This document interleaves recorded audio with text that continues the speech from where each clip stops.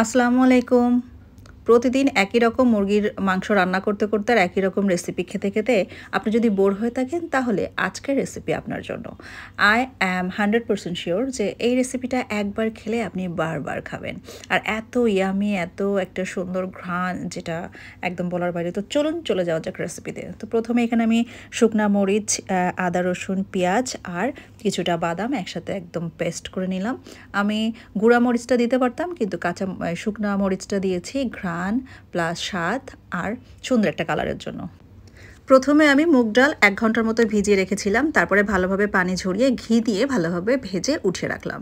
এখন সরিষার তেলের ভিতরে আমি ফোড়ন দিয়েছি তেজপাতা, দারচিনি আর হচ্ছে শুকনো মরিচ। তো এটা ফোড়ন দেওয়ার পরে আমি দিয়ে দিব পেঁয়াজ।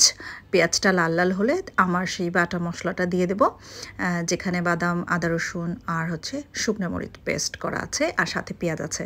তো এটা ভালোভাবে কষাতে হবে, যেহেতু বাদাম দেওয়া আছে নিচে একটু লাগা লাগা বা লেগে যেতে পারে, তো সেই জন্য আপনাকে বারবার নাড়তে হবে যেন নিচে পুড়ে না যায়। তারপরে পরিমাণ মতন হলুদ, লবণ, ধনিয়া আর জিরার গুঁড়ো দিয়ে দিয়েছি। এখন আমি ভালোভাবে মশলাটা কষাবো। তো অলমোস্ট বেশ খানিকটা কষানোর পরে যখন কাঁচা গন্ধটা চলে যাবে মশলার, তখন আমি এখানে টমেটো 2টা পিউরি করে নিয়েছিলাম, পিউরি দিয়ে নিলাম। এখন যখন এরকম কষাতে কষাতে তেল উঠে আসবে তখন দিয়ে দিব আমি মুরগির মাংস।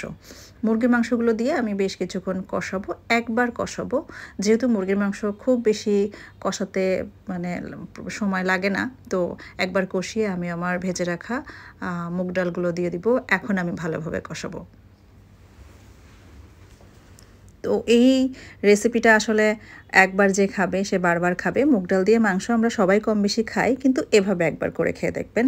আই অ্যাম শিওর যে আপনি এটা ছাড়া আর কিছুই বুঝবেন না। তো যাই হোক, এটা আমি ভালোভাবে কষানোর পরে যখন দেখবো এরকম ডালগুলো কিছুটা সিদ্ধ সিদ্ধ ভাব হয়ে আসছে, তখন আমি একদম ফুটন্ত গরম পানি দিয়ে দিয়েছিলাম। আর এখানে দিয়ে দিয়েছিলাম গরম মশলা বা এলাচ দানা গুঁড়া করে দিয়ে দিয়েছি, আর দিয়ে দিয়েছিলাম 1 চামচ ঘি। এটা নামানোর বেশ কিছুক্ষণ আগে ঘিটা দিয়ে দিয়েছিলাম। এখন আমি ঢাকনা দিয়ে দিব এটা সিদ্ধ হওয়ার জন্য। তো এই যে আমার অলমোস্ট হচ্ছে সিদ্ধ হয়ে গেছে ডালগুলা। তো নামানোর 5 মিনিট আগে আমি ধনিয়া পাতা দিয়ে গার্নিশ করে দিলাম। এখন আমি আবার কিছুক্ষণ ঢেকে দিব। আর একটু ঝোলটা মাখা মাখা হবে তখন আমি নামাবো। আর একটু হবে, এটা এখনো হয়নি। তো এই তো একদম সিম্পল, যখন এরকম মাখা মাখা হয়ে আসবে তখন আপনি গরম গরম ভাতের সাথে একদম লেবু চিপকায়ে কাঁচা মরিচ নিয়ে সাথে কাঁচা পেঁয়াজও নিতে পারেন, জাস্ট গরম ভাতে খেয়ে দেখবেন। এটা ভাত, রুটি, পরোটা, পোলাও, যেটা দিয়ে খেতে মন চায় সেটা দিয়ে খেতে পারেন। এত yummy yummy, trust me trust me trust me, I am 100% sure যে আপনি এই রেসিপিটা খাওয়ার পরে মুরগির মাংসের প্রতি যে অনীহা সেটা একেবারে দূরে ভেগে যাবে। তো থ্যাংক ইউ ফর ওয়াচিং। আল্লাহ হাফেজ, বাই বাই।